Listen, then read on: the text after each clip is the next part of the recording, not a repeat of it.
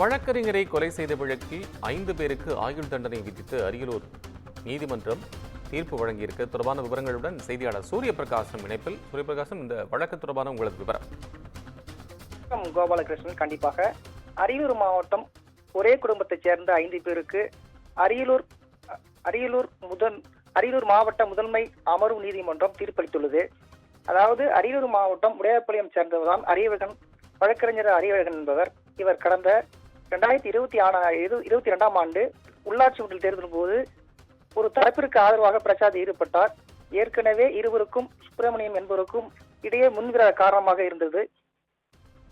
இதில் தேர்தல் மேலும் பிரச்சாரம் செய்யும் போது கடந்த 2022ஆம் ஆண்டு அறிவழகன் தண்ணீர் பிடிக்க தெரு குழாய் பைப்புக்கு சென்ற போது சுப்பிரமணியன் அவர் மனைவி நீலம்பாள் என்பவரும் மகன் செந்தில்குமார் என்பவரும் மணிகண்டன் என்பவரும் ஆகியோரும் வாய் தகர ஈடுபட்டனர். இவர் அறிவழகன் வழக்கறிஞரை வெட்டி கொலை செய்தனர். இதனை வழக்கை விசாரித்த அரியலூர் மாவட்ட முதன்மை நீதிமன்றம் வழக்கை விசாரித்த நீதிபதி மலர் சட்டப்படி 5 பேருக்கும் ஆயுள் தண்டனை விதித்துள்ளது. கோபாலகிருஷ்ணன், நன்றி. சூரியபிரகாஷ், அண்மை விவரங்களுக்கு நன்றி.